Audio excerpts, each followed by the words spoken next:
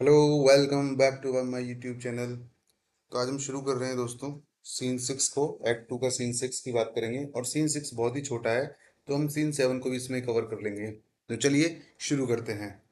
इसकी जो सेटिंग रखी गई है वो है फॉरेस्ट की, और एंटर करता है ऑरलैंडो और साथ में एडम। एडम कहता है, dear master, I can go no further, कि प्यारे मालिक, मैं और आगे अब चल नहीं सकता हूँ। ओ आई डाई फॉर फूड, क्योंकि मैं खाने की वजह से, मैं भूख की वजह से मरा जा रहा हूँ। हेयर लाई आई डाउन, यहाँ मैं लेट जाता हूँ। And measure out my grave, और अपनी कब्र की माप ले लेता हूँ, मीजर कर लेता हूँ। क्यों? क्योंकि मुझे भूख लग रही है, ज़्यादा देर में जिंदा रहूंगा नहीं, मैं मर जाऊंगा, तो मैं नाप ले लेता हूँ अपनी कब्र की यहीं पर ही। फेयरवेल काइंड मास्टर, अलविदा मेरे प्यारे मालिक, मेरे नेक मालिक, मेरे अच्छे मालिक। ऑर्लैंडो कहता है, वाई हाउ नाउ? अरे क्या कह रहे हो तुम मैडम? नो ग्रेटर हर्ट इन दी, थोड़ी हिम्मत भी नहीं बची कि तुम्हारे अंदर? थोड़ी हिम्मत तो रखो।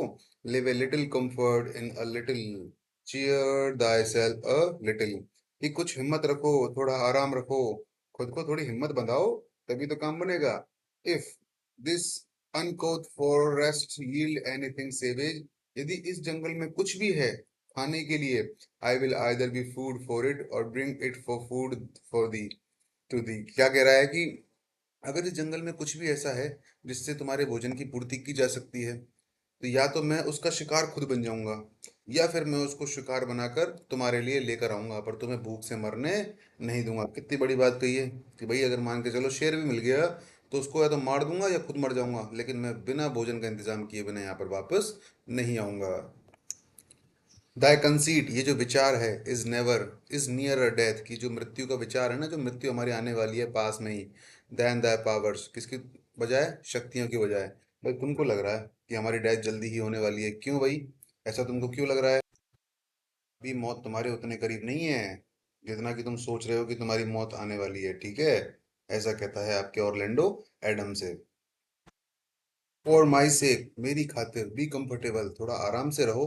होल्ड, दूर रखो, डेथ, मृत्यु को, अवाइल, थोड़ी देर तक, मतलब थोड़ी देर मृत्यु को होल्ड करो, थोड़ी देर भूख को बर्दाश्त करो। एट द आर्म्स एंड, मृत्यु को कितना, एक हाथ अपने से दूर रखो, मृत्यु को अपने पास मत मत आने दो। आई विल हेयर, यानी आई विल कम, मैं आऊंगा यहाँ पर। बी विद द प्रेजेंटली, मतलब यहाँ पर तुरंत, यहाँ की जल्दी ही मैं तुम्हारे पास वापस आऊंगा। एंड, और if I bring thee not something to eat, यदि मैं तुम्हारे लिए खाने को कुछ नहीं लेकर आ पाया, I will give thou art a mocker of my labour. अब देखो ये कितनी, अच्छा नहीं ला पाया, I will give thee leave to die, यदि मैं तुम्हारे लिए खाने को कुछ नहीं लेकर आ पाया तो फिर मेरी वजह से मैं तुम्हें नहीं रोकूंगा, उसके बाद मैं तुमको लीव दे दूंगा, ठीक है ना? मैं तुमको लीव दे दूंगा कि भाई तुम यहाँ से मर जाओ, मैं रोकूंगा नहीं उसके बाद तुमको, तब तक तो तुम कम से कम होल्ड करो। If but dies before I come, यदि तुम मेरे आने से पहले मर गए, दाउ आर्ट ए मॉकर, तो तुम एक तरह से मॉकर हो जाओगे, मजाक उड़ाने वाले हो जाओगे ऑफ माई लेबर, मेरे परिश्रम का। तो भाई मैं कह रहा हूँ तुमसे, तुम होल्ड करो थोड़ी देर डेथ को, और तुम कह रहे हो मैं रोक नहीं पाऊंगा। अगर तुम रोक ही नहीं पाए, और मैं आया और मैं खाना लेकर आया, और तुम यहाँ पे जिंदा मुझे नहीं मिले, इसका मतलब तुमने मेरी लेबर का क्या उड़ा दिया है? मजाक उड़ा दिया है। वेल सेड एक्सक्लेमेशन मार्क, अब देखो एक्सक्लेमेटरी मार्क लग रहा है ना यहाँ पर, तो वेल सेड, अच्छा कहा ना मैंने, ये कहना चाह रहा है ऑरलैंडो। ठीक कहा ना भाई, तुम मेरा मजाक उड़ा रहे होगे ना? बिल्कुल। आगे वो कहता है, दाओ लुक्स चेयरली, कि तुम थोड़ा खुश दिखने की कोशिश करो। I will be with the quickly, मैं जल्दी ही तुम्हारे पास वापस आ जाऊंगा। यट दाओ list in the bleak air, अभी क्योंकि तुम क्या है, थोड़ी खुली हवा में लेटे हुए हो यहाँ पर। कम आओ, I will bear thee to some shelter, मैं तुम्हें किसी ऐसे स्थान पर ले चलूँ जहाँ पर थोड़ा क्या हो, छत वगैरह हो, तुम्हें आश्रय मिल जाए किसी ऐसी जगह पर जहाँ पर खुली हवा ना हो। And thou shalt not die for lack of dinner, और तुम भोजन की कमी की वजह से ना मरो। If there live anything in desert, यदि यहाँ पर जंगल में कुछ भी बचा हुआ होगा, तो मैं लाऊंगा तुमको उस, तुम्हारे लिए उसके, उस चीज को। चीयरली, खुश हो जाओ, गुड एडम, प्यारे एडम। और इस तरह से वो ये बात कहते हुए एक्सिएंट चला जाता है। अब बात करते हैं इसी वीडियो में अगले सीन की। तो चलिए शुरू करते हैं इसके फाइनल सीन, अंतिम सीन, सीन 7 के बारे में। देखिए दोस्तों, सीन 7 की जो सेटिंग रखी गई है वो है फॉरेस्ट में। पहले ही मैं आपको बता दूं, ये सीन बहुत ही टफ लगेगा आपको। इसमें जेक्स के ऐसे ऐसे कोट्स आएंगे, इतने लंबे लंबे डायलॉग्स आएंगे कि आधे से तो आपका दिमाग इतना ख़राब हो जाएगा कि ये चल क्या रहा है, ठीक है ना? फिर भी आप धैर्य बनाकर, पेशेंस बांधे रखकर थोड़ा सा उसको समझने की कोशिश कीजिएगा। क्वेश्चन बहुत अच्छे बनते हैं इसमें से, जेक्स वाले पार्ट में से, तो थोड़ा सा ध्यान से समझने की कोशिश कीजिएगा। मैं अपना बेहतर देने की आपको कोशिश करूंगा और आपको बहुत अच्छी तरह से समझाने का प्रयास करूंगा। तो चलिए शुरू करते हैं। ए टेबल सेट आउट, तो एक तरह से टेबल वगैरह रखी हुई है, खाने की मेज तैयार हो चुकी है।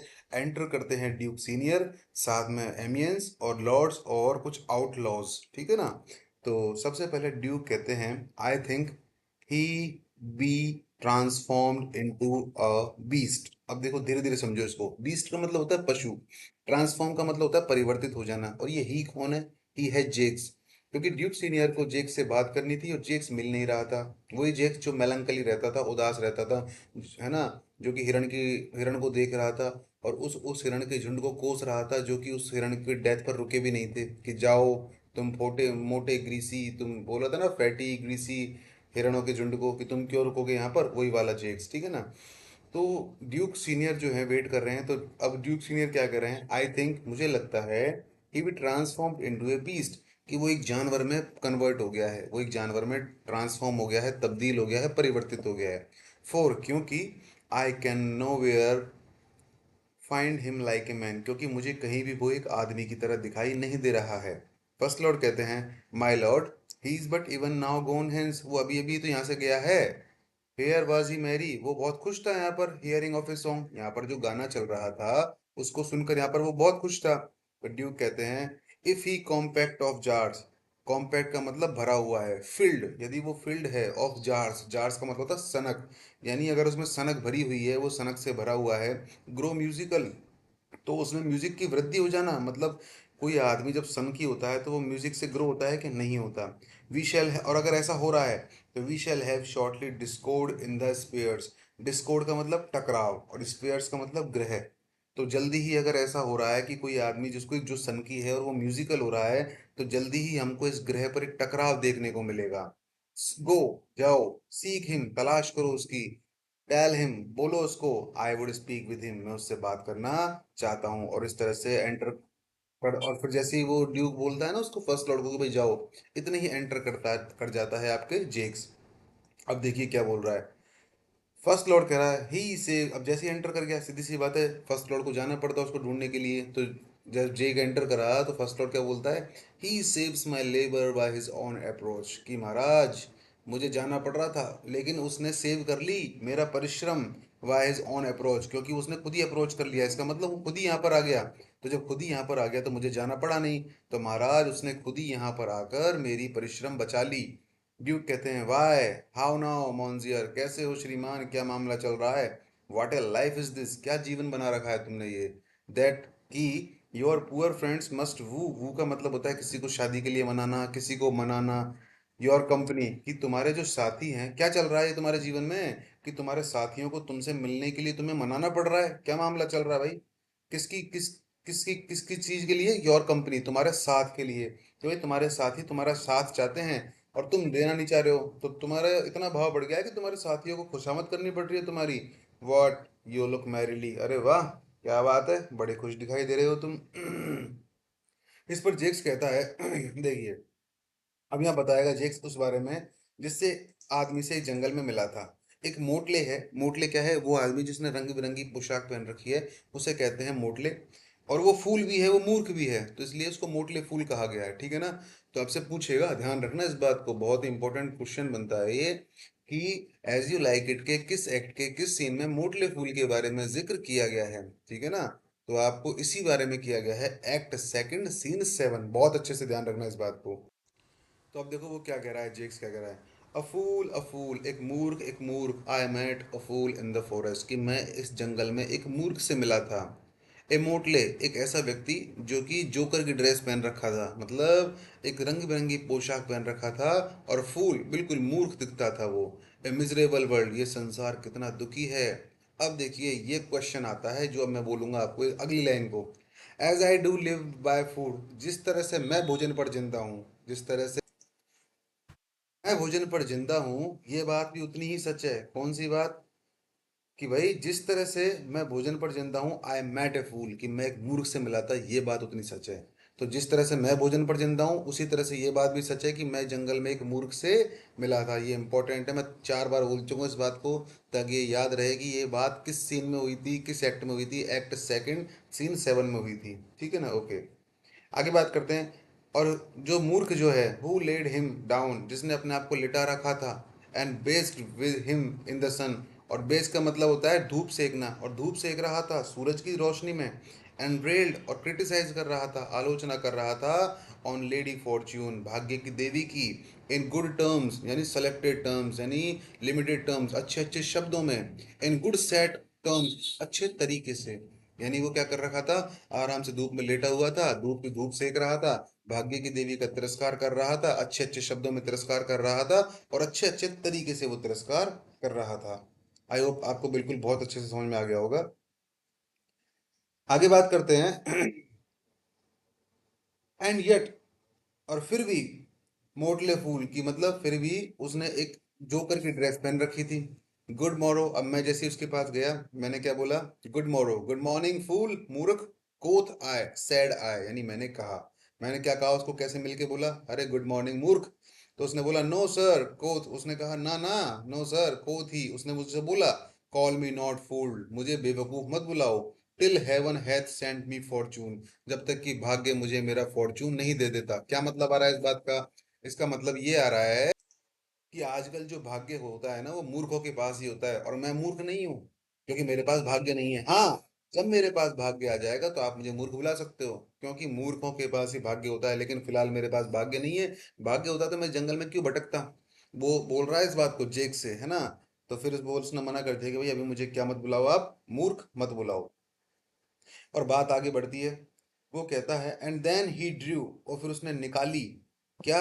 क्या निकाली? एक डायल, एक घड़ी निकाली, एक वॉच निकाली। फ्रॉम स्पोक, पोक का मतलब होता है पॉकेट, यानी फिर उसने अपनी पॉकेट से घड़ी निकाली। Looking on it with lacklustre eye, और अपनी कम चमचमाती आंखों से, लैक मतलब कम, कमी, लस्टर मतलब चमक, कम चमचमाती आंखों से उसमें देखा घड़ी में, और बोलता है, सेज वेरी वाइजली, बड़ी चतुरतापूर्ण, बड़ी बुद्धिमत्तापूर्ण, बड़ी बुद्धिमानी से बोलता है, इट इज 10 o'clock। अब आपसे क्वेश्चन बनता है कि जब उसने घड़ी निकाली थी तो उस समय टाइम क्या हो रखा था घड़ी में? तो 10 बजे हुए थे, ठीक है ना? तो वो बोलता है उसके बाद कि घड़ी में 10 बजे हुए हैं, 10 भी में सी ऐसा हमको दिखाई देता है। कोथ ही, उसने कहा, हाउ द वर्ल्ड वैग्स, कि ये संसार कैसे चलता है। It is but an hour ago, कि बस 1 घंटे पहले की बात है। सिंस इट वाज 9, जब 9 बजे थे, सीधी सी बात है, जब 1 घंटे पहले 9 बजे हैं तो अब तो 10 बज गए होंगे ना। तो आपको तो दो चीजें याद रखनी है कि भाई उसने क्या निकाली जेब से? एक घड़ी निकाली। दूसरा, घड़ी में जब उसने निकाला, उसने जब उसको देखा तो उसमें टाइम क्या हो रहा था? तो उस समय उसमें 10 बजे हुए थे। अब वो बोलता है कि संसार कितने तरीके से चल रहा है यार, 1 घंटे पहले तो 9 ही बजे थे, and after 1 hour more it will be 11, और 1 घंटे बाद 11 बज जाएंगे, एंड सो, और इस तरह से आगे समय चलता जाएगा। For hour and to hour, घंटे दर घंटे। वी राइप एंड राइप, हम मैच्योर होते जाएंगे।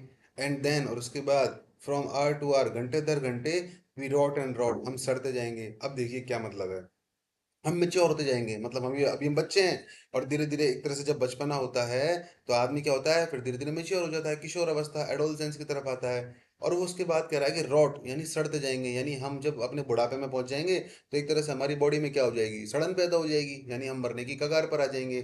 तो वो क्या बोलता है कि अब समय ऐसा आ रहा है कि हम सब पकते जाएंगे, फिर उसके बाद सड़ते जाएंगे। ये कोटेशन इंपॉर्टेंट है, ये पूछा जा सकता है कि कौन बात करता है इस बारे में, घंटे दर घंटे पकने के बारे में, घंटे दर घंटे सड़ने के बारे में। एंड देयर बाय, और इस प्रकार से हैंग से टेल, एक कहानी चलती जाती है। यहाँ हैंग का मतलब है चलने से, एक कहानी, और टेल का मतलब क्या होता है? कहानी की। एक कहानी इस तरह से हमारे जीवन की चलती जाती है। वेन, जब, I did hear the motley fool, जब मैंने उस रंग बिरंगी पोशाक पहने वाले विदूषक बेवकूफ के बारे में सुना। 10, कि इस प्रकार की मॉर्टल नैतिक बातें उसको कहते हुए, ऑन द टाइम, समय पर, है ना? कि जब मैंने उस विदूषक को इस तरह की समय पर गजब की बातें कहते हुए सुना, my lungs began to crow. अब क्रो का मतलब होता है कौंकना, बांग देना। तो एक तरह से मेरा जो हृदय है वो बांग देने लगा, वो कौंकने लगा, लाइक चैंटी क्लियर, चैंटी क्लियर एक मुर्गा है, तो उस मुर्गे की तरह मेरा हृदय भी क्या होना होने लगा, बांग देने लगा, कौंकने लगा। That fool should be so deep contemplative, कि वो जो मूर्ख है कितने गहन विचारों की वो बातें कर रहा है। एंड आई डिड लाफ, और मैं हंसता रहा। सन्स इंटरमिटेशन, इंटरमिशन का मतलब होता है, सांस का मतलब समझो पहले तो, सांस का मतलब होता है विदाउट, बिना किसी चीज के। और इंटरमिशन का मतलब रुक रुक कर या फिर खिलखिलाकर, है ना। तो वो क्या बोल रहा है कि ठीक है, और मैं 1 घंटे तक उसकी घड़ी के हिसाब से कितना, 1 घंटे तक बिना रुके, बिना लगातार रुके हंसता रहा, यानी मैं खिलखिलाकर हंसता रहा। ये चीज आपको ध्यान देने की बात है। तो आपसे पूछेगा, क्या पूछेगा, कि पहली बात तो चेंटिक्लियर के बारे में कहा किसने है ना। चेंटिक्लियर क्या है, एक तरह का कुत्ता है, बिल्ली है, मुर्गा है, बतख है, गूज है, जो भी है ना, इस तरह का पहला क्वेश्चन तो आपसे ये बनता है। दूसरा आपसे क्या क्वेश्चन बनेगा, कि भाई उसने ऐसी कौन सी चीज करी, इस चीज को देखकर तो वो लगातार हंसता रहा, है ना। पूछेगा वो आपसे इस बात को, कि भाई उसने क्या किया, हंसना चालू किया, उसने उसको पीटना चालू किया, तो ध्यान रखना उसने उसके बाद उसको हंसना चालू कर दिया। और उसने किस घड़ी के हिसाब से बताया है, उसकी खुद की घड़ी के हिसाब से, जो उस मूर्ख ने निकाली थी अपनी जेब से, कि 1 घंटे तक उसकी घड़ी के हिसाब से मैं हंसता रहा बिना रुके। सांस मतलब विदाउट। ओ नोबल फूल, अरे ओ क्या बात है, fool, O worthy fool, O लायक fool, motley is the only wear, वास्तव में जो रंग बिरंगी पोशाक है ना, वही एकमात्र ऐसी चीज है जो पहनने लायक है। ड्यूक बोलता है, व्हाट फूल इज दिस, क्या है ये मूर्ख। तो जेक्स बोलता है लॉर्ड से, ओ वर्दी लो, वर्दी फूल, बहुत ही लायक मूर्ख है महाराज। वन, एक ऐसा, that has been a courtier, जो कि दरबारी रह चुका है। एंड सेज, और कहता है, इफ लेडीज, यदि जो औरतें हैं, बी होती, but only young and fair, सुंदर और जवान, यदि औरतें सुंदर और जवान होती, तो दे हैव द गिफ्ट, तो दे का मतलब वही लेडीज, वही औरतें, तो दे हैव द गिफ्ट, तो उनके पास एक गिफ्ट होता, टू नो इट, इसके बारे में जानने के लिए। एंड इन हिज ब्रेन, और उसके, अब ये हिज नहीं है, हिज है और हर नहीं है, ध्यान रखना, औरतों की बात नहीं चल रही है, उस मूर्ख की बात चल रही है। एंड इन हिज ब्रेन, उसके दिमाग में, विच इज एज ड्राई, जो कि ऐसे सूखा हुआ है, एज द रिमाइंडर बिस्किट, जैसे कि कोई बचा हुआ बिस्किट। तो पूछेगा ना कि भाई उसका दिमाग किसकी तरह सूखा हुआ था, रिमाइंडर बिस्किट की तरह, बची हुई बिस्किट की तरह। आफ्टर ए वोयाज, जो कि एक समुद्री यात्रा है, वोयाज क्या होती है, समुद्री यात्रा, जो कि एक समुद्री यात्रा के बाद हो जाता है।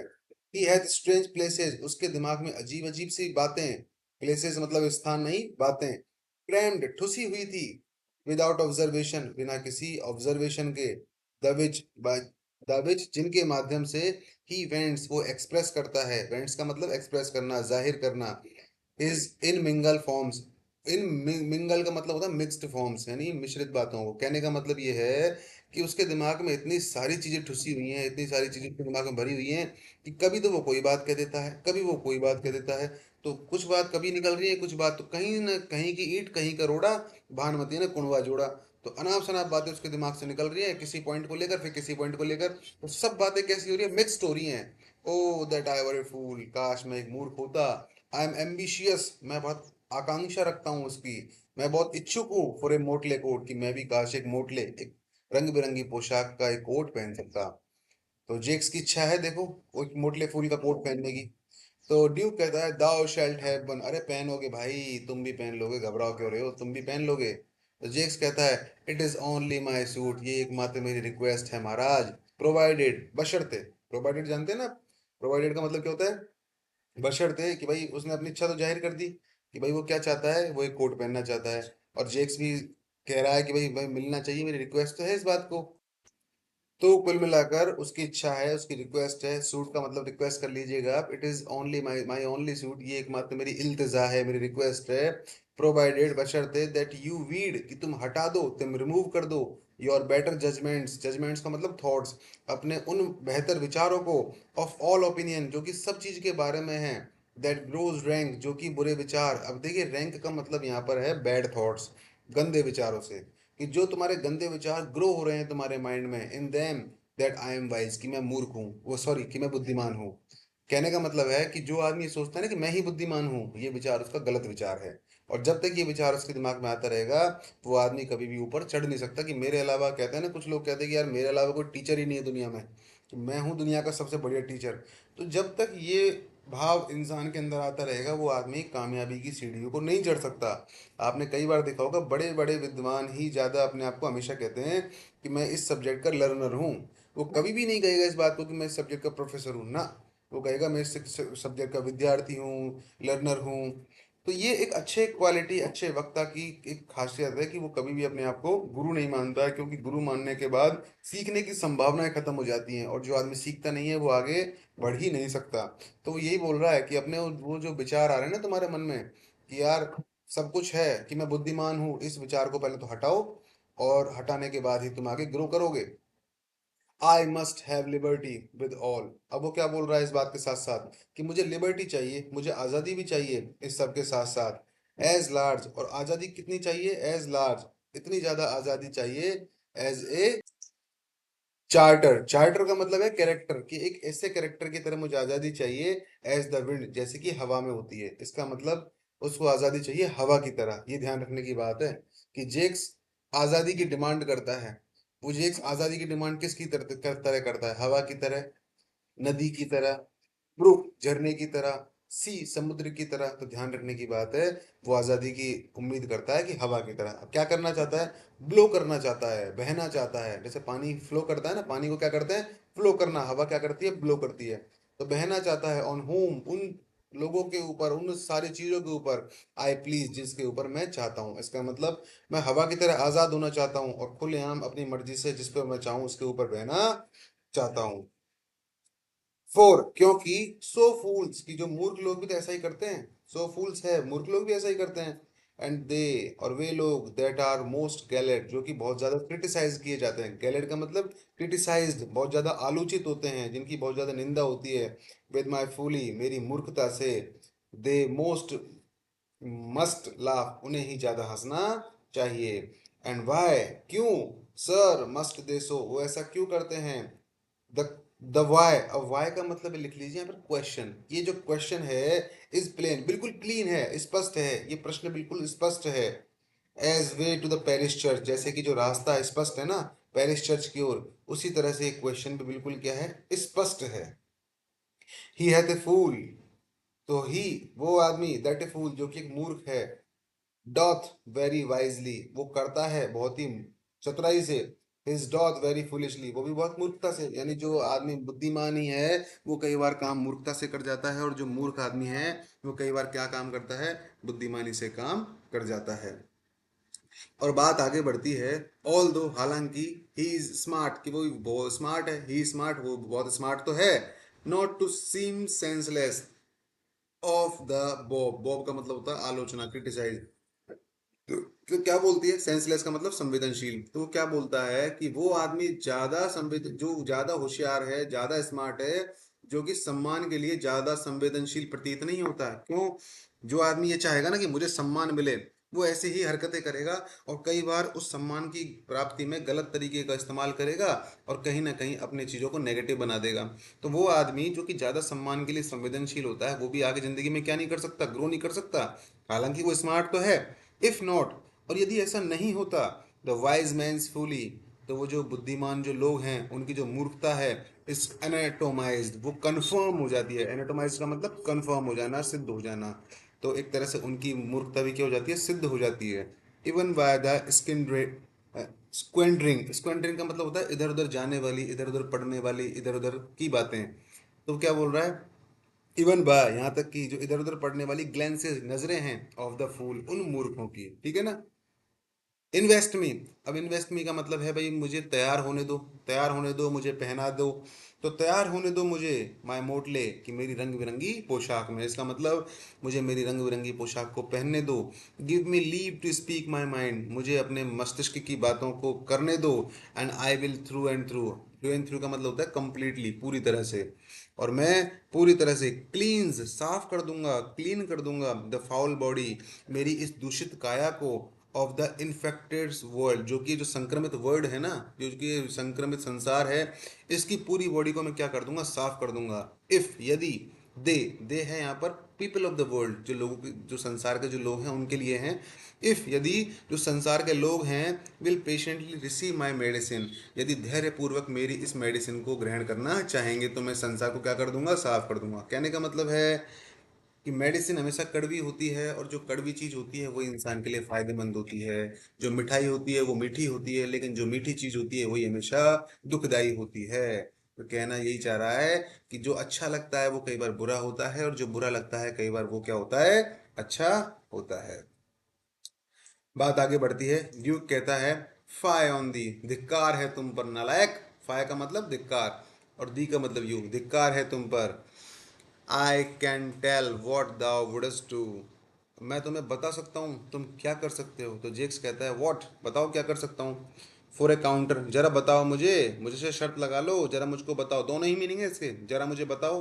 फॉर ए काउंटर का मतलब बता रहा हूँ, काउंटर का मतलब मुलाकात भी होता है। तो फॉर ए काउंटर कि भाई मुझसे शर्त लगा लो, मुझसे सामना करो, मुझे ज़रा बताओ। वुड आई डू, बट का मतलब एक्सेप्ट, सिवाय, गुड, कि भाई सिवाय अच्छाई के मैं आखिर कर ही कह सकता हूँ, क्योंकि मैं तो एक अच्छा आदमी हूँ, मेरे को तो अच्छा करना आता है, और अच्छाई के अलावा मैं कोई चीज़ नहीं कर सकता। लिख रहा है ना, वुड आई डू, क्या कर सकता हूँ मैं, बट सिवाय किसके, गुड, अच्छाई के। तो ड्यूक कहता है, मोस्ट मिस्टी, अब देखिए दोस्तों, ये है ध्यान देने वाली बात, यहाँ से मोस्ट से लेकर वर्ल्ड तक की, जरा ध्यान से देखिए इस पूरी चीज़ को। देखिए, मिस्चीवियस का मतलब क्या होता है, शैतानी भरी। खूब नाइन्थ क्लास में आपने खूब वर्ड पढ़ा होगा, टोटो की कहानी, बंदर टोटो वाला मिस्चीवियस था, वो बहुत ज्यादा शैतानी था। तो एडवेंचर ऑफ टोटो पढ़ा होगा ना खूब आपने, हालांकि याद किसी को नहीं होगा। चलो कोई बात नहीं, जो सेकंड ग्रेड की तैयारी कर रहे हैं उनको तो ये बात पता होगी। तो मोस्ट मिस्चीवियस की बहुत शैतानी भरा हुआ है। फाउल का मतलब गंदा और सिन का मतलब पाप। कि इज चाइडिंग सिन, चाइडिंग का मतलब होता है फटकारना और सिन का मतलब पाप। पहले इसकी मीनिंग लिख लीजिए जहां जहां इंपॉर्टेंट है, फिर मैं आपको इसका मीनिंग कन्वे करता हूँ। For thou thyself has been a libertine. अब आप इस चीज को तो आई थिंक अच्छी तरह से समझ ही गए होंगे। लिबर्टाइन का मतलब क्या होता है। लिबर्टाइन का मतलब होता है भोग विलासी, जो भोग विलासों में लिप्त होता है, किसी भी तरह की सेंसुअल चीजों में लिप्त होता है, किसी भी तरह की कामुक चीजों में, सेक्सुअल एक्टिविटीज, इस तरह की चीजों में इंक्लूड होता है, या फिर किसी भी तरह की गंदी हरकतों में इंक्लूड होता है, उसे बोलते हैं लिबर्टाइन। तो अगर एक शब्द में आपको बता दूं तो आप तो ऐसे लिख लीजिए इसको, विलासी, ठीक है ना, जो विलास में लिप्त रहता है। एज सेंसुअल, कामुक, यानी वही सेक्स वाली बातें कि सेक्स में इंक्लूड रहता है। As the British string, British का मतलब होता है जानवर, और स्टिंग का मतलब होता है डंक, तो है ना, ब्रिटिश का मतलब जानवर, स्टिंग का मतलब डंक। आई थिंक यहाँ तक कि आपने सारी बातें लिख ली होंगी। एम्बोज्ड, एम्बोज्ड का मतलब क्या होता है, सूजा हुआ। जो सूज जाता है ना, किसी को ठोक पीट देते हैं, मार पीट देते हैं, तो उसके तहत सूजन आ गई, उसे बोलते हैं सूजा हुआ। और सोर्स का मतलब होता है घाव।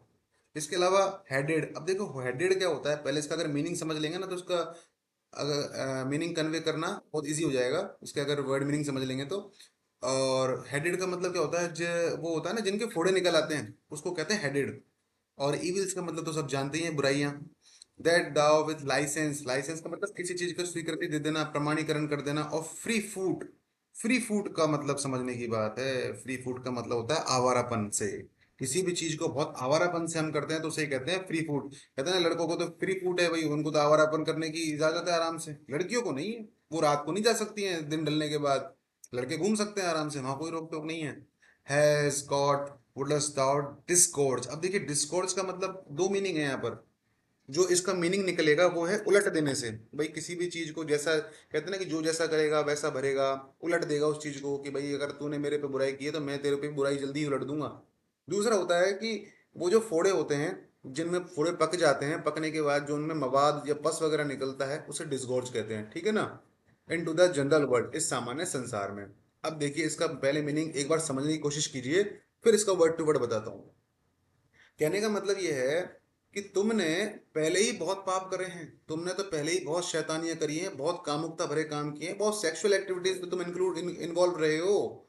और तुम चाहते हो कि तुम हवा की तरह आजाद हो जाओ, ताकि तुम इस सारी चीज को, इस बुराई को और ज्यादा फैला सको ना। ऐसा होना नहीं चाहिए। तुम चाहते हो कि तुम्हें लाइसेंस दे दिया जाए कि तुम सारे बुराइयों के ठेकेदार बन जाओ ना। ऐसा होना नहीं चाहिए। आई थिंक आपको मीनिंग समझ में आ गया होगा। अब इसको एक एक वर्ड से पढ़ते हैं, देखिए जरा।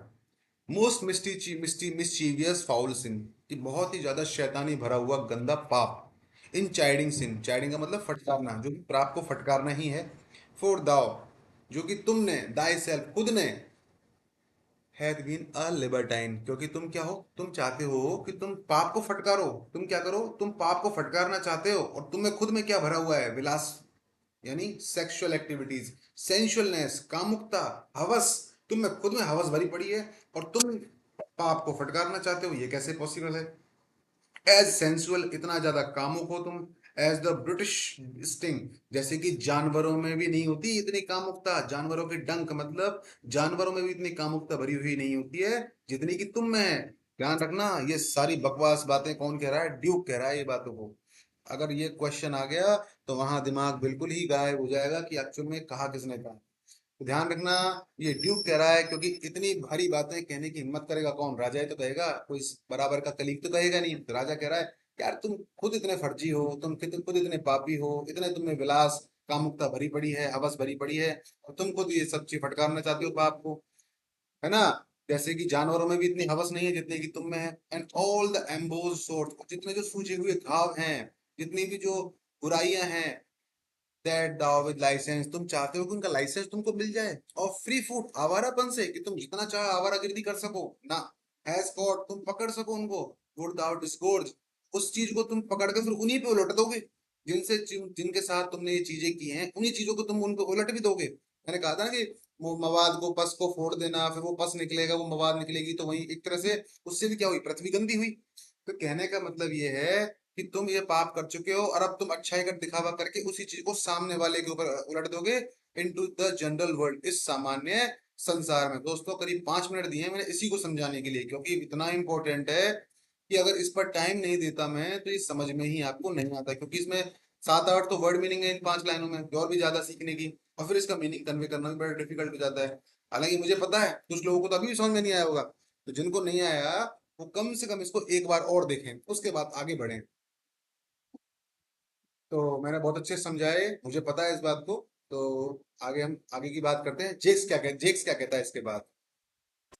जेक्स कहता ये है कि वाई, क्यों, हु क्राइज का मतलब चिल्लाता नहीं है, क्रिटिसाइज करना, कि कौन आलोचना करता है, कौन क्रिटिसाइज करता है ऑन प्राइड, घमंड पर, that can therein tax, तो क्या कर रहा है वो, कि भाई कौन घमंड पर आलोचना कर रहा है, that can therein tax any private party, private party का मतलब किसी खास व्यक्ति की।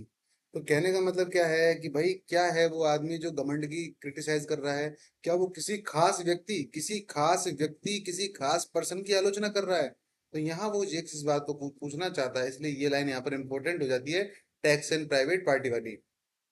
आगे बात करता है वो doth it not flow, flow का मतलब फैलना, एज ह्यूजली एज द सी, कि ये जो आलोचना है जो वो कर रहा है, क्या ये इतनी ज्यादा नहीं फैलती जैसे कि समुद्र की तरह होती है, जितना समुद्र फैलता है, till that the wearer, wearer का मतलब धारण करने वाला, और वेरी मीन्स टू एब, एब का मतलब हो जाता है डाउन, जब तक कि इसको धारण करने वाला खुद क्या नहीं हो जाता, नीचे साधनों का, मीन्स का मतलब साधन, कौन से साधनों का प्रयोग नहीं करता? गंदे साधनों का प्रयोग करके खुद नीचे नहीं हो जाता। वाट वीमेन इन द सिटी, ये कौन सी, अब देखिए यहाँ पर बात चलेगी कि ऐसी औरतों की, जेक्स क्या करेगा, कुछ औरतों को क्रिटिसाइज करेगा। तो सीधी सी बात है कि जब हम किसी प्रोफेशन को क्रिटिसाइज करते हैं तो उस प्रोफेशन में रहने वाले उन्हीं लोगों को गंदा लगेगा, बुरा लगेगा, जो उस तरह की एक्टिविटीज में इंक्लूड रहेंगे। जैसे कि हम कहते हैं कि भाई पुलिस वाले चोर होते हैं, मान के चलिए किसी के घर में पुलिस वाले हो तो बुरा मानने की जरूरत नहीं है, मैं एक बात कह रहा हूँ कि मान के चलिए पुलिस वाले चोर होते हैं, तो जो पुलिस वाला चोर होगा उसी को इस बात का दर्द होगा, लेकिन जो ईमानदार होगा उसको उतना दर्द नहीं होगा। हम कहेंगे डॉक्टर लुटेरे होते हैं, तो भैया जो डॉक्टर जबरदस्ती जांच करके पैसे कमाते हैं उन्हीं को इस बात का, जैसे आपने वो मूवी देखी होगी 5 रुपए वाला डॉक्टर, जिसमें सुपरस्टार विजय की मूवी है, उसमें भी इस तरह का डायलॉग है कि भाई जो डॉक्टर गंदा काम करते हैं उन्हीं को इस चीज से प्रॉब्लम होगी जब दूसरा आदमी उस डॉक्टर की बुराई करेगा, अदरवाइज अच्छे डॉक्टर को तो कोई बुराई का प्रॉब्लम होगा ही नहीं। तो यही क्या करेगा जेक्स, इस तरह के कुछ स्टेटमेंट्स देगा यहाँ पर। आई होप आपको समझ में तो आ गया होगा। तो क्या बोल रहा है Jaques, what women in the city, ये कौन सी औरतें हैं शहर में, डू आई नेम, जिनके मैं नाम लेता हूँ, कौन सी औरतें हैं जिनके मैं नाम ले रहा हूँ, व्हेन दैट आई से द सिटी विमेन, जिनको कि मैं सिटी विमेन कह रहा हूँ, बियर्स, जो कि धारण करती हैं the cost of princess, princess के समान स्थान, ऑन अनवर्दी, जो कि अयोग्य हैं, शोल्डर्स, कंधे, यानी कौन सी ऐसी औरतें हैं जो कि इस चीज के लायक तो नहीं है लेकिन फिर भी प्रिंसेस का कॉस्ट वो धारण करती है, हु कैन कम, जो मेरे पास आएंगी, इन, अंदर, एंड से, और कहती हैं, क्या कहती हैं, दैट आई मीन हर, कि भाई ऐसी कौन सी औरतें हैं जो मेरे पास आएंगी और जिनके बारे में मैं क्या कर रहा हूँ, बात कर रहा हूँ, कह रहा है ना एंड से, और मैं कहता हूँ दैट आई मीन हर, कि मेरा मतलब उस औरत से है, यानी कौन सी औरतों के बारे में मैं बात कर रहा हूँ, when such a one as such as she such is my neighbour, her neighbour. अब देखिए यहाँ का मतलब कितनी गजब बात कही है इसने। जैसी वो औरतें हैं वैसी ही तो उसकी नेबर है। अब कहने का मतलब सामने दो आदमी खड़े हैं, मैंने कहा तू कुत्ता है, अब दोनों ही कुत्ते हैं मान के चलिए स्वभाव से, तो क्या समझेगा अब किसको मैंने कहा है। तो वो यही बोल रहा है जेक्स कि भाई मैंने तो सामान्य ही बात कही है औरतों के बारे में, इनमें कौन सी औरतें कहेंगी कि मैंने ये आपने मेरे बारे में कही है। हो सकता है मैंने आपके पड़ोसी के बारे में कही हो, क्योंकि पड़ोसी का स्वभाव भी तो वैसा ही है। बस यही कहना चाह रहा है, इसके अलावा कुछ भी बात नहीं कह रहा है वो, कि भाई जो सच की इस तरह के जो लोग हैं, जैसा कि उसकी पड़ोसी खुद वो भी इस तरह की है, तो वो कैसे कंफर्म करेगी इस बात को कि उसने कही किसके बारे में है। और what is her of bassist functions, basis मतलब नीच, गंदा, फंक्शन मतलब वर्कर, कि कौन सा एक ऐसा गंदा आदमी है, कौन सा एक गंदा वर्कर है जो इस तरह के काम करता है। दैट से जो कहता है his bravery is not on my cost, कि उसकी जो बहादुरी है वो मेरी कीमत पर नहीं है। थिंकिंग, इस बात को सोचते हुए, दैट की आई मीन हिम, कि मेरा मतलब उससे ही है। इसका मतलब कौन कहेगा इस बात को कि भाई मेरा मतलब उससे है, कोई नहीं कह सकता इस बात को, क्योंकि कोई भी आदमी इस बात में कंफर्म नहीं है। मैंने आपको अभी भी एग्जांपल दिया, अभी भी आप लोग उस चीज को भूल चुके हैं, मुझे पता है इस चीज को आपको समझ में नहीं आ रहा कि एक्चुअली में बात चल किस बारे में रही है। मैं दोबारा इस बात को रिपीट करता हूँ दोस्तों, जैसा कि मैंने अभी आपको डॉक्टर और पुलिस वाले का एग्जांपल दिया, कि भाई जिसको कहते हैं और जिसकी प्रकृति के बारे में कहते हैं उसको ही बुरा लगता है, दूसरे आदमी को बुरा नहीं लगेगा अगर अगर उसके अंदर किसी भी तरह की बुराई नहीं है तो। यहाँ से देखते हैं इसको दोबारा से, थिंकिंग दैट, कि भाई इस बात को सोचते हुए, दैट आई मीन हिम, कि मेरा मतलब उसी आदमी से है जिससे मैं कह रहा हूँ मेरा मतलब उसी आदमी से है। बट लेकिन देयर इन सूट्स, जहां वो भर देता है, क्या भर देता है, हिज फोली, उसकी मूर्खता को, टू द मेटल, उस मेटल उस मटेरियल की ओर, ऑफ माई स्पीच, जो मेरे कथन है। इसका मतलब मेरी बात उसी आदमी को चुभेंगी, मेरे कथन उसी आदमी को चुभेंगे जो कि वास्तव में इसी प्रकृति का है। जिस तरह के कथन, जिस तरह के क्रिटिसाइज मैं कर रहा हूँ, उसी तरह के आदमी को ये बात चुभेंगी। देयर देन, और फिर क्या, हाउ देन, फिर कैसे, व्हाट देन, फिर क्या, लेट मी सी, मुझे जरा देखने दो, wherein my tongue hath wrong, wrong का मतलब होता है हर्ट करना, चोट पहुंचाना, यहाँ पर मतलब यही है इसका हिंट, कि भाई देखने दो मुझे, मेरी जबान, मेरी जो शब्द हैं उसने किस आदमी को चोट पहुंचाई है। इफ, यदि, इट का मतलब क्या है, मेरा जो स्टेटमेंट है, मेरा जो कथन है, डू हिम राइट, अगर उसको ऐसा लगता है कि भाई यदि मेरा कथन बिल्कुल सही है, then he hath wrong himself, कि भाई उसने वास्तव में गलत किया है। इफ ही बी फ्री, यदि वो भी आजाद है, वाई देन माई टैक्सिंग, कि क्यों, फिर क्यों मेरी जो आलोचना है, मेरी जो टैक्सिंग है, क्रिटिसाइज है, लाइक ए वाइल्ड गूज, एक बतख की तरह, फ्लाइज, उड़ जाती है, अनक्लेम, जो कि किसी पर दावा नहीं करती है, ऑफ एनी मैन, किसी भी आदमी पर नहीं, बट हु कम्स हियर, लेकिन आखिर कौन आता है यहाँ पर। अब इसको आप इस तरह से मत समझिए, आप इसके मीनिंग को समझिए, अगर मीनिंग समझ लेंगे तो फिर बाकी का काम हो जाएगा। चाहे आपको इसके एक एक वर्ड का मतलब समझ में आया चाहे नहीं आया। मैं इसको दोबारा से 1 मिनट के अंदर पूरा रिवाइज करता हूँ, इसको हिंदी में समझाने के प्रयास करता हूँ कि एक्चुअल में इसका मीनिंग क्या कहना चाह रहा है। देखिए लाइन नंबर 1 से स्टार्ट करते हैं, एक एक मीनिंग को कन्वे करने की कोशिश करते हैं। कहना ये चाह रहा है, ये उस व्यक्ति को कह रहा है कि जो व्यक्ति गर्व का विरोध करता है, किसी भी तरह के प्राइड का विरोध करता है, और वो ये चीज में कंफ्यूजन है कि कोई आदमी किसी दूसरे आदमी पर दोष कैसे लगा सकता है, कैसे लगा सकता है, इस बात को वो क्लियर करने की कोशिश कर रहा है। इसके अलावा वो बात कर रहा है कि उस हर चीज को जो कि एक दूसरे को शांत कर देती है, जिसका विस्तार एक समुद्र की तरह है, जो कि धारण करता है अपने अंदर किसी भी तरह की बुराइयों को, उन सिटी विमेन की ये बात करता है जिनको वो टारगेट कर रहा है, लेकिन एक्चुअल में वो सिटी विमेन पता नहीं लगा पाएंगी कि एक्चुअल में वो कौन सी विमेन है जिसके बारे में वो बात कर रहा है। इसके अलावा वो बहादुरी की बात भी करता है, वो मूर्खता की बातें भी करता है, वो अपनी जीभ की बातें करता है कि मैंने कौन सी ऐसी बात कही कि जो मेरी मेरी जीभ ने ऐसी कौन सी बात कही जो कि उन लोगों को बुरी लगी। इस तरह की वो बातें यहाँ पर करता है। इसके अलावा वो उस आदमी के बारे में भी दावा करता है कि भाई कोई ऐसा आदमी है, उन जंगली बतखों की बात बात करता है कि कोई कोई ऐसा आदमी है जो दावा नहीं करता कि वे उड़ेंगे कि नहीं उड़ेंगे। और आखिर वो फाइनली बात ये करता है कि भाई आखिर आ कौन रहा है यहाँ पर, ये बात मुझे बताओ।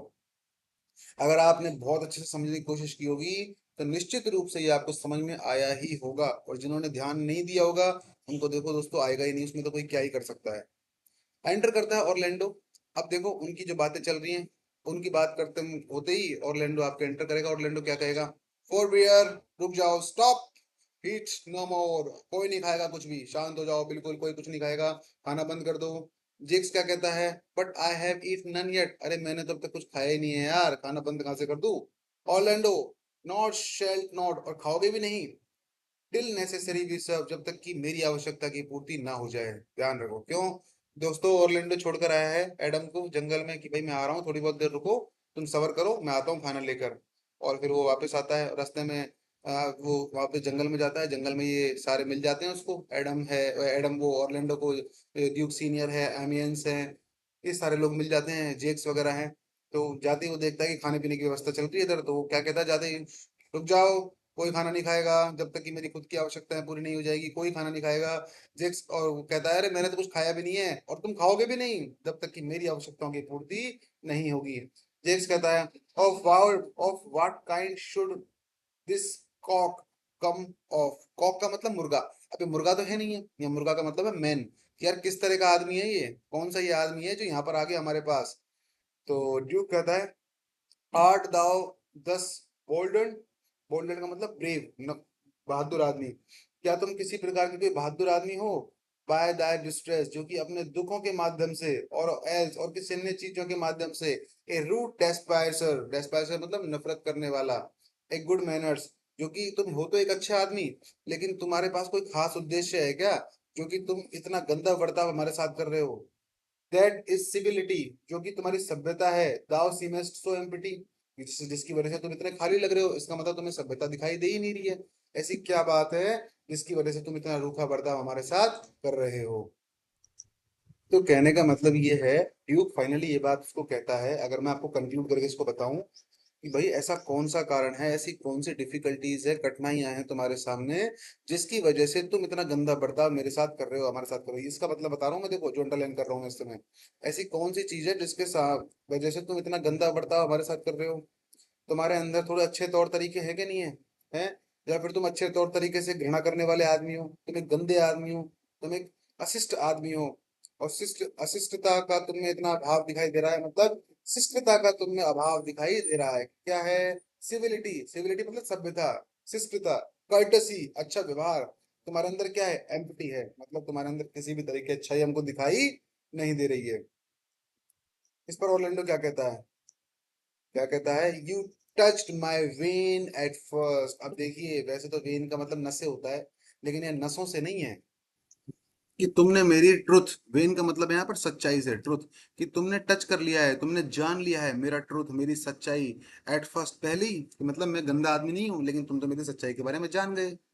द थॉर्नी पॉइंट, ये जो कांटेदार बिंदु हैं, ऑफ बेयर जो कि नंगे हैं, मतलब यहाँ पर कांटे ही कांटे हैं, डिस्ट्रेस दुख ही दुख है, हैथ टेकन जो कि स्नैच कर लिया गया है, जो कि छीन लिया गया है, फ्रॉम मी मुझसे, the show off smooth civility, सभ्यता के अच्छे अच्छे गुण, कि भाई ये जंगल ऐसा है, इसकी वजह से मेरी सभ्यता गई तेल लेने, कहने का मतलब कि भाई इस जंगल में रहने की वजह से मेरी सभ्यता चली गई है और मैं असभ्य व्यक्ति की तरह पेश आ रहा हूँ। यट हालांकि एम आई इनलैंड ब्रेड, मैं शहर में पला बड़ा आदमी हूँ, मैं कोई यहाँ का गंदा आदमी नहीं हूँ जो यहीं पला बड़ा हूँ।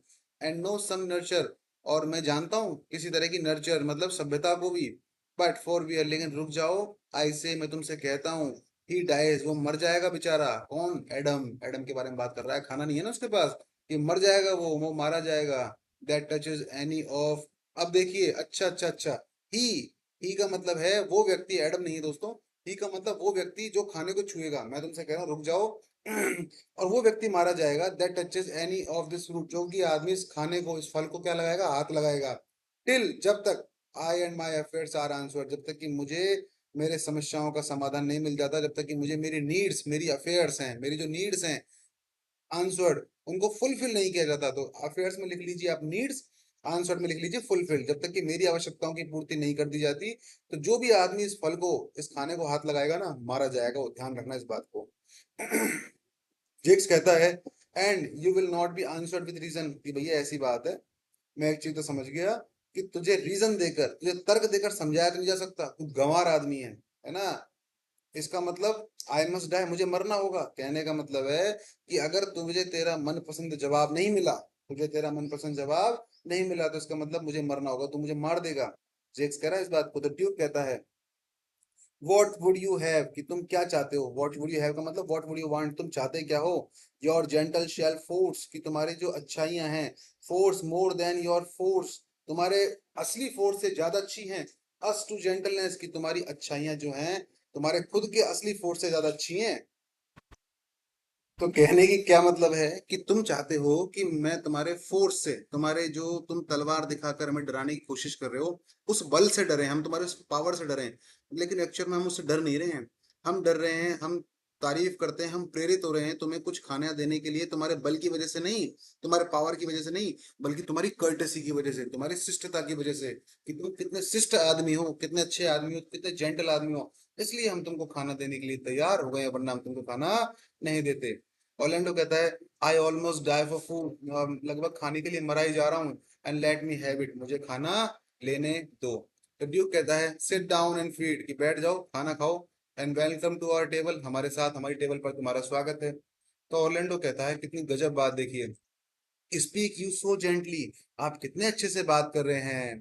पार्डन मी, मुझे क्षमा कीजिए। आई प्रे यू, मैं तुमसे प्रार्थना करता हूँ। आई थॉट, मुझे लगता है दैट ऑल थिंग्स की जो अन्य चीजें हैं, सारी चीजें हैं, हैव बीन सेवेज हेयर, यहाँ पर सब सेवेज जंगली ही होंगी। तो भाई मुझे माफ करना, मैंने तुम्हारे साथ इतना गंदा व्यवहार किया, क्यों किया, क्योंकि मुझे लगता था कि जंगल में सारी चीज जंगली होंगी और बिना हरामखोरी करे यहाँ पर किसी भी तरह की चीज को प्राप्त किया नहीं जा सकता। एंड देयरफॉर, इसीलिए I put, sorry put I, यानी आई अप्लाइड, मैंने अप्लाई किया इस तरह का व्यवहार ऑन द काउंटेनेंस, काउंटेनेंस का मतलब चेहरा होता है वैसे तो, लेकिन यहाँ बिहेवियर से है, व्यवहार से है, तो माफ करना, इसीलिए मैंने इस तरह का व्यवहार आपके साथ किया।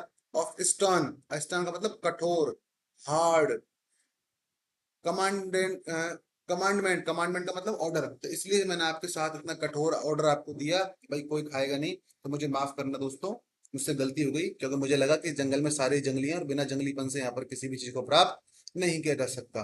बट लेकिन वॉट एवर यू आर, जो भी तुम हो, दैट इन दिस डेजर्ट, इस डेजर्ट में जो कि इनएक्सेसिबल है, इनएक्सेसिबल मतलब जहां तक कि एक्सेस नहीं की जा सकती, एक्सेस मतलब पहुंच, और अगर शुद्ध हिंदी में मैं आपको बताऊं तो दुर्गम, जहां पर गमन नहीं किया जा सकता, जहां पर गमन करना दुर हो यानी कठिन हो, तो उन्हें बोलते हैं inaccessible. Under the shade of melancholy boughs, अब देखो वैसे तो मेलंकली जेक्स के लिए आता था, मेलंकली का मतलब होता है उदास, लेकिन अब बोज जो शाखाएं हैं पेड़ों की वो देखो मेलंकली तो नहीं होती है, तो मेलंकली का मतलब है यहाँ पर डार्क, घनी, ठीक है ना, तो आप लिख लीजिए घनी।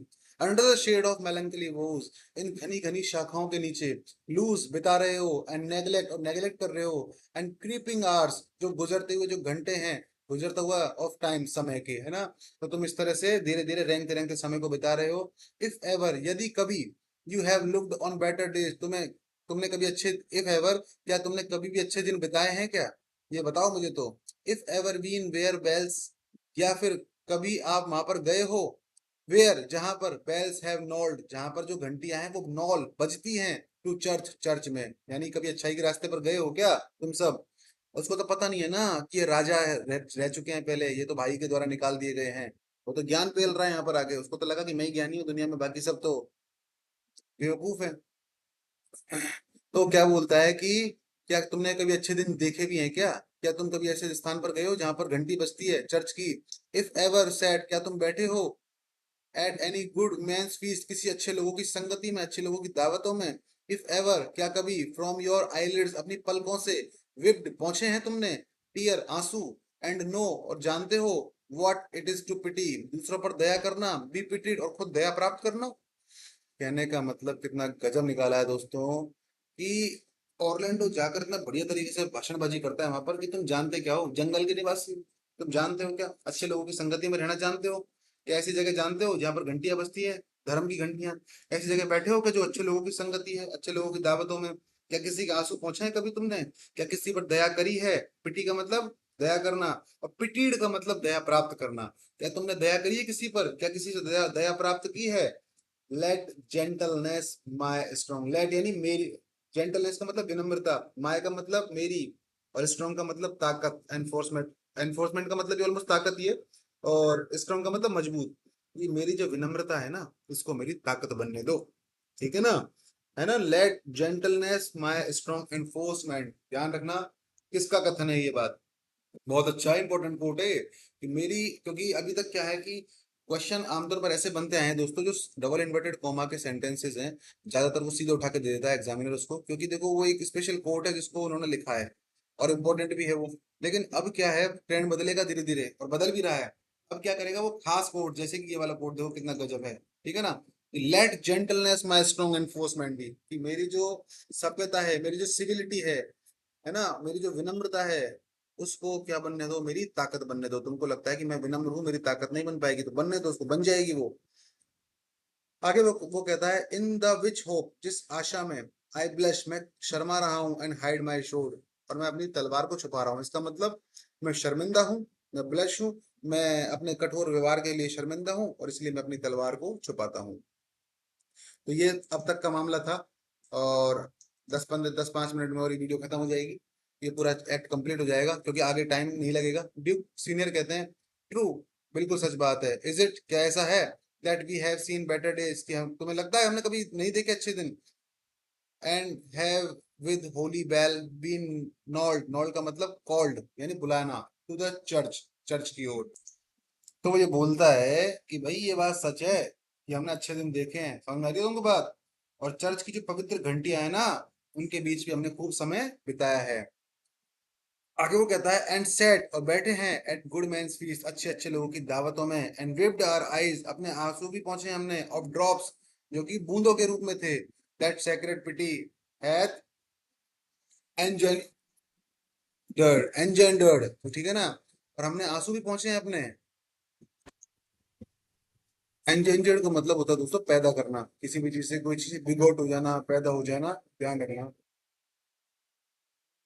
कह रहा है कि भैया हमने ऐसे आंसुओं को भी पहुंचा है जिन्हें पवित्र दया ने पैदा किया है, ये मत समझना तुम, है ना। सेक्रेड पिटी है जेंडर्ड मतलब पैदा करना, तुम ये भी मत समझना कि हमने अच्छे अच्छे काम नहीं किए। अब देखो मैं आपको यहाँ से समझाता हूँ उसको दोबारा से, इस लाइन को देखो, यहाँ से देखो, इसका मीनिंग समझने की कोशिश करो। आप क्या कह रहा है वो, ये बात सच है कि हमने अच्छे दिन देखे हैं, ठीक है, और हमने जो चर्च की जो पवित्र घंटियां हैं उनके बीच भी हमने समय बिताया है। इसके अलावा हम अच्छे लोगों के भोजन पर भी बैठे हैं, अच्छे लोगों की दावतों में भी हम बैठे हैं, और हमने अपनी आंखों से उन आंसुओं को भी पोंछा है जिन आंसुओं को पवित्र दया ने क्या किया था, पैदा किया था। आप तो उसको पी गॉट लिख लेना, PEGOT, ताकि आपको याद रहे कि थोड़ा सा इजी हो जाए मीनिंग कन्वे करना, पैदा करना, ठीक है ना। तो ये मत समझना कि हमने काम नहीं किया, हमने सारे काम किए हैं। And therefore sit you down in gentleness, इसलिए तुम आराम से यहाँ पर बैठो, and take upon command what help we have, that you, that to you wanting may be ministered. तो तुम आराम से यहाँ पर बैठो और ये बताओ कि तुम्हारी मदद क्या करें, जिससे तुम्हारी सारी जरूरतें जो हैं उनको क्या किया जा सके, पूरा किया जा सके। हमें तो ये बता दो बस, खाली और कुछ मत करो। आगे वो कहता है then but forbear you food a little while, whiles like a doe I go to the find my phone and give it food, then there is an old poor man who after me hath many a weary step। देखो कितनी गजब बात कर रहा है यहाँ पर। भाई एक आदमी आया है थका थका मेरे साथ, वो भी यहाँ पर उसके कदम बड़े थक गए हैं।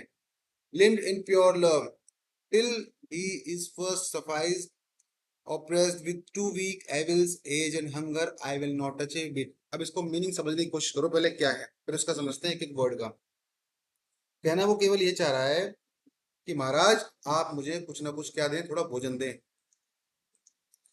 और जब तक मैं यहाँ पर वापस ना आ जाऊं आप भोजन मत लेना। कोई भी आदमी भोजन करेगा नहीं, इसका बता रहा हूँ मैं, इस वाली लाइन का है ना, यहाँ से पूरी यहाँ तक का, कि जब तक मैं यहाँ पर वापस ना आ जाऊं आप में से कोई भी आदमी भोजन नहीं करेगा, ठीक है ना, ये वाली लाइन का।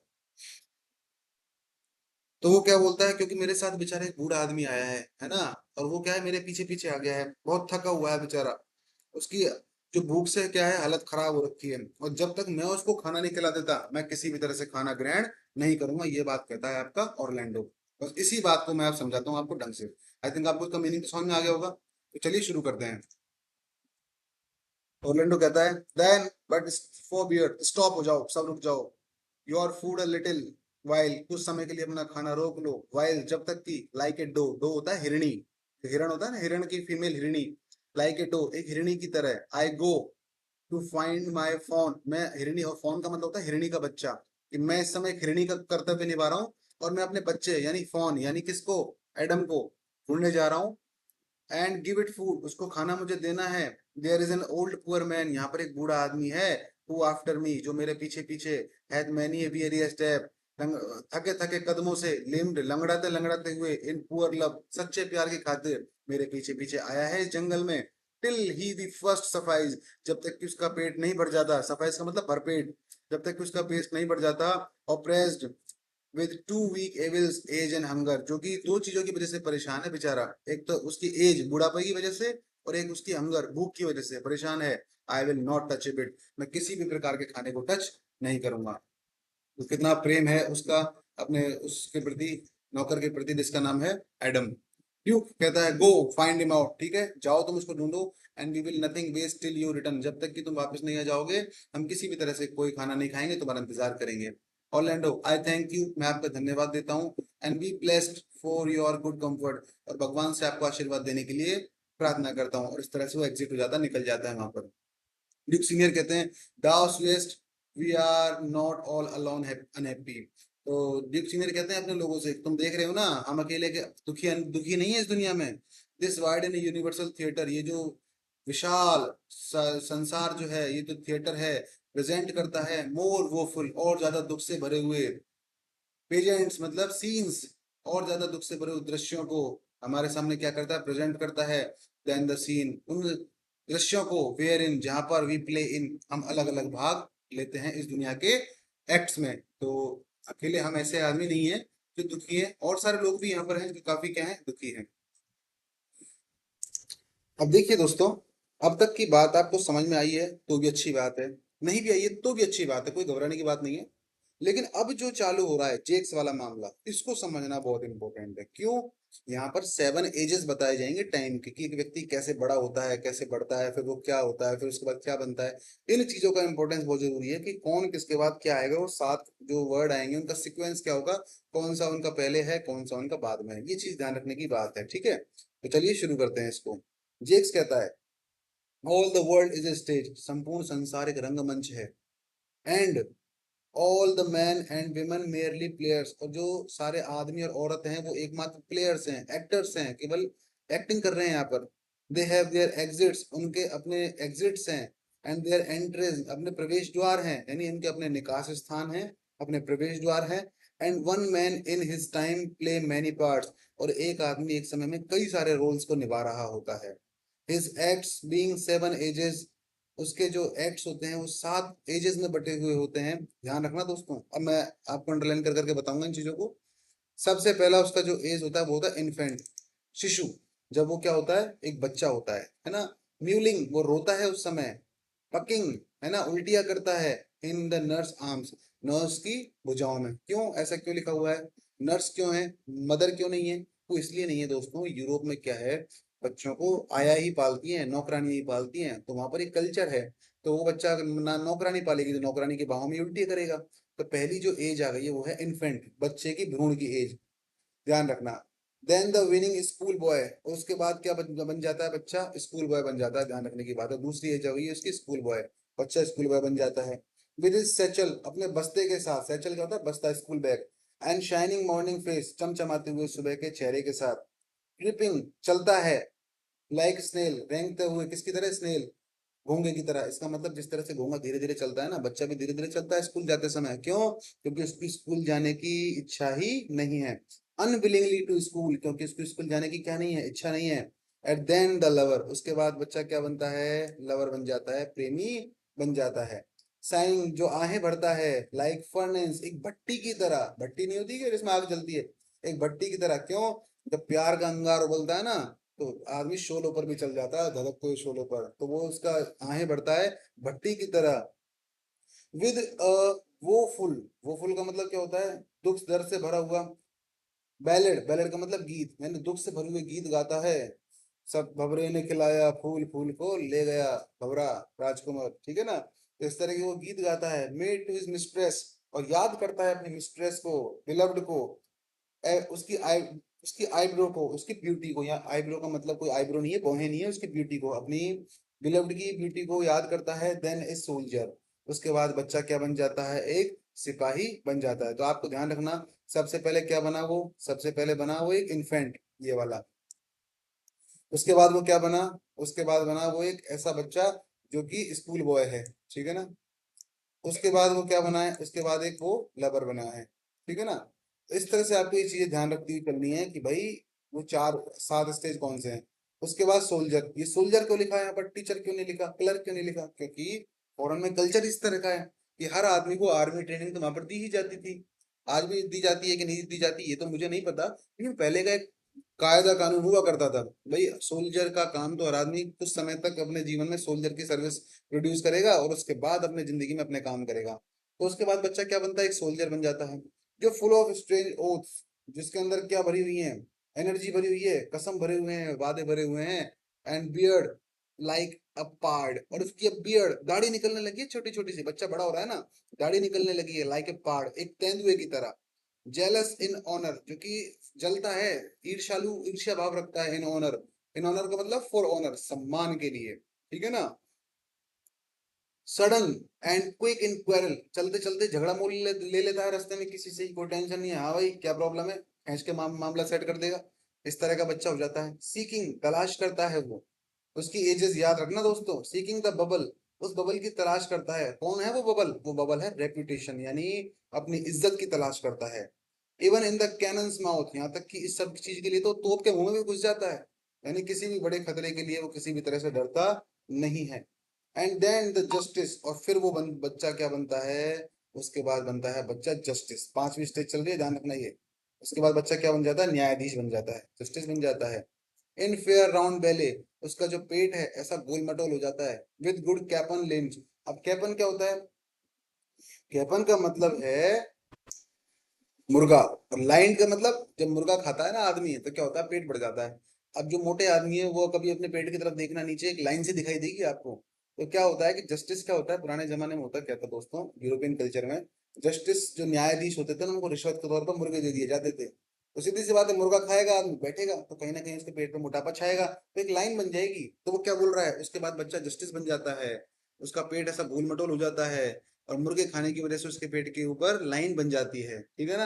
यहाँ तक की बात समझ में आ गई आपको, यही इंपॉर्टेंट है पूरे एक्ट का, पूरे सीन का। बस बाकी जब पढ़ो चाहे मत पढ़ो, ये इंपॉर्टेंट बहुत ध्यान से पढ़ना आप। विद सीवियर, उसकी आंखें बहुत ही सीवियर हैं, गंभीर हैं। एंड बियर्ड, उसकी जो दाढ़ी है फॉर्मल कट, बड़ा ही शानदार कट लगाया हुआ है उसमें, जो कि फुल है। फुल का मतलब उसका माइंड जो है उसका फुल है, तो आप फुल का ऊपर लिख लीजिए माइंड इज फुल, तो उसका जो माइंड है ना वो फुल है। ऑफ वाइज, बुद्धिमानी से। सॉज, कहावतों से, बुद्धिमानी भरी कहावतों से। एंड मॉडर्न इंस्टेंसेस, और आधुनिक उदाहरणों से। एंड सो, इस तरह से ही प्लेज हिज पार्ट, वो अपनी भूमिकाएं निभाता है। The sixth age shift into the clean and slipper pantaloon. अब देखिए ये इंपॉर्टेंट है, ध्यान रखना। तो इन सारी एजेस में अगर कोई इंपॉर्टेंट है तो वो यही एज इंपॉर्टेंट है जो छठी एज इसकी है, ध्यान रखना है ना। तो कौन सी है, लीन एंड स्लीपर्ड पैंटलून। लीन का मतलब जब व्यक्ति बुढ़ापे की वजह से क्या हो जाता है, लीन हो जाता है, झुक जाता है। स्लीपर्ड, फिसलने लग जाता है। पैंटलून, उसका पतलून, यानी चूंकि मोटा आदमी होता है लेकिन बुढ़ापे की वजह से वो पतला होने लग जाता है, तो एक तरह से उसकी पतलून, उसका पैंट भी उसके कमर में टिकता नहीं है। तो वो यही कह रहा है कि ये है सबसे छठी एज, जो जीवन की सबसे डिफिकल्ट एज है। आगे बात करता है विद स्पेक्टिकल्स, और उसके जो चश्मे चढ़ जाते हैं। और नोज, उसकी नाकों पर उसके चश्मे चढ़, देखो चश्मे आंख पर चढ़ते हैं लेकिन नाक पर रखे रहते हैं वो, तो चश्मा चढ़ जाता है उसके बुढ़ापे की वजह से। एंड पाउच, और थैला लटका रहता है वो ऑन द साइड, एक किसी भी साइड पर, ठीक है ना। कंधे पर एक साइड पर थैला लटका हुआ रहता है। हिज यूथफुल होज, उसका जो जवानी का जो ड्रेस है, होज का मतलब गाउन, ड्रेस, उसका जो जवानी का ड्रेस है। वेल सेव, जो कि उसने अच्छे से बचा के रखा हुआ था। A world to wide, wide का मतलब चौड़ जाएगा, लूज हो जाएगा। तो वो अब जो ड्रेस है उसका, जो कल तक टाइट आता था, वो उसके पतला होने की वजह से, उसके बुढ़ापे की वजह से अब क्या आने लग गया, उसके लूज आने लग गया। और क्योंकि हिज श्रंक शैंक, शंख का मतलब सिकुड़ी हुई, और शंख का मतलब टांगे, क्योंकि उसकी टांगे अब क्या हुई है, सिकुड़ गई हैं। And his big manly voice, manly का मतलब मर्दानगी वाली, और उसकी जो मर्दों वाली जो आवाज थी, turning again toward childish travel, अब बेचारे बचपने की तरह ट्रेवल, कप कपी सी आवाज हो गई है उसकी, ठीक है ना। चाइल्डिश मतलब बचपा, बच्चों की तरह, बचकानी सी आवाज जिसको बोल सकते हैं, बच्चे की तरह उसकी आवाज हो गई है जो कांपने लग गई है। Pipes and whistles in his sound, उसकी आवाज जब बोलता है तो ऐसा लगता है जो कोई सीटी बजा रही हो। ऐसे जब जो लोग बोलते हैं ना बुढ़ापे में, ऐसे सीटी निकलती है, इस तरह की बातें निकलती है वो। और तो ऐसा लगता है कि बेचारा बच्चा या आदमी बोल नहीं रहा, सीटी ज्यादा मार रहा है। तो इस तरह के उसमें साउंड निकलते हैं। लास्ट सीन ऑफ ऑल, अब देखिए यहाँ पर ध्यान देने की बात है आपको, छठा ही वैसे ज्यादा इंपॉर्टेंट है इसमें। लास्ट सीन है इन सब में, that ends this strange eventful history, जो खत्म कर देता है इस भयानक इतिहास को। एंड सेकंड चाइल्डिश, अब देखो ये है इंपॉर्टेंट कि अब उसका क्या आ गया है, आदमी का आ गया है द्वितीय बचपन। अब इसमें है क्या, इसमें है कुछ भी नहीं कि भाई जब आदमी एक तो हो गया बूढ़ा होना शुरू, एक वो टाइम आ गया जब उसका बुढ़ापा आएगा, लेकिन साथ साथ उसके दांत गिरने लग जाएंगे। भाई बुढ़ापा तो क्या है, 60 साल के आदमी को बुढ़ापा ही है, रिटायरमेंट की एज भी है गवर्नमेंट की तरफ से वो, तो इसका मतलब बुढ़ापा तो आ गया आदमी का। लेकिन एक्चुअल में वो बुढ़ापा थोड़ी है, उसमें तो आदमी सब काम कर रहा था। बुढ़ापा वो है जिसमें आदमी की काम करने की हिम्मत ही नहीं बची है। इसलिए अंतिम समय सेकंड चाइल्डनेस, ध्यान रखना ये है अंतिम सातवां एज। एंड मेयर ओब्लिवियन, और बहुत ज्यादा उसमें भुलक्कड़पन आ जाएगा, ओब्लिवियन आ जाएगा, उसकी स्मृति खो जाएगी, उसकी यादें खो जाएगी, स्मृति खो जाएगी, मतलब उसमें विस्मृति आ जाएगी। इसको लिख लीजिए इस तरह से, भुलक्कड़ या विस्मृति ओब्लिवियन का, ठीक है ना। तो उसमें विस्मृति आ जाएगी। सांस, सांस का मतलब वही विदाउट, यानी उसमें दांत, विदाउट वो टीथ, उसके दांत गिर जाएंगे। विदाउट आईज, उसकी आंखें नहीं रहेंगी। विदाउट टेस्ट, यानी टेस्ट नहीं आएगा उसको। क्यों, तुम कुछ भी खिला लो, आज 80-90 साल का कोई आदमी है बेचारा, बुजुर्ग आदमी, तो एक तरह से उनको किसी भी तरह के टेस्ट का पता नहीं लगता, कुछ भी खिला दो उनको, सांस एवरीथिंग, और हर चीज में उनके बिना उनकी जिंदगी चलती रहेगी। तो कुल मिलाकर दोस्तों सबसे इंपॉर्टेंट चीज है, और आपको याद रखना है, ये सारी राम कहानी कही है जेक्स ने, क्योंकि जितने भी लंबे लंबे कोट्स हैं वो सारे जेक्स के हैं, ठीक है ना। आगे री एंटर ऑरलैंडो, ऑरलैंडो वापस आ जाता है एडम को लेकर। ड्यूक कहता है welcome, set down your vulnerable burden, कि अपना ये जो वल्नरेबल मतलब रेस्पेक्टेबल, बर्डन मतलब बोझ, अपना जो बोझ है, यानी अपने पिछवाड़े को टिका लो इधर, अपनी तशरीफ रख लो इधर। एंड लेट हिम फीड, और खाना खिलाओ। अब ये खाना खिलाओ उसको, कौन है ये उसको, एडम, कि भाई आराम से आप बैठ जाओ और खाना खाओ। Orlando, I thank you most for him, मैं आपको बहुत धन्यवाद देता हूँ उसके लिए। हिम कौन है, एडम के लिए, कि आपने मुझे एडम के लिए खाना दिया। एडम कहता है सो हैड यू नीड, कि भाई ऐसा तुम्हें भी कहना चाहिए था। अब क्यों कहना चाहिए था, I scarce can not speak to thank, क्योंकि मैं धन्यवाद बोल करने के लिए बोल भी नहीं सकता हूँ। यू फॉर माई सेल्फ, तो तुम ही बोल दो यार मेरी तरफ से, मैं तो इतना थका हुआ हूँ, इतना कमजोर हो रहा हूँ कि मैं तो धन्यवाद भी ज्ञापित नहीं कर सकता किसी का, तुम ही बोल दो मेरी तरफ से। ड्यूक, वेलकम, आप सभी का क्या है धन्यवाद। फालतू, टूट पड़ो खाने पर। I will not trouble you as yet to question you about your fortune, जब तक कि मैं तुमको परेशान नहीं करूंगा, तुम्हें किसी भी तरह का क्वेश्चन नहीं पूछूंगा, जब तक कि तुम्हारा भाग्य तुम्हारा साथ ना दे। इसका मतलब खाना खाओ, पेट भरो, अपने अंदर बॉडी में एनर्जी को कलेक्ट करो, उसके बाद हम क्वेश्चन बाजी करेंगे। कि बस सब म्यूजिक, अब पुराने पुराने राजा महाराजाओं के शौक होते थे खाना खाते समय म्यूजिक दो, आजकल मोबाइल लेके बैठ जाते हैं। तो थोड़ा म्यूजिक दो, एंड गुड कजिन सिंग, गाना गाओ। अब देखिए गाना चलेगा आपका। अब वो तो देखो, हम तो गाना गा के नहीं बता सकते कि ब्लो ब्लो था वंडर विंटर विंड, तो लेकिन आप मूवी में जरूर देखिएगा इस गाने को, आपको अच्छा लगेगा।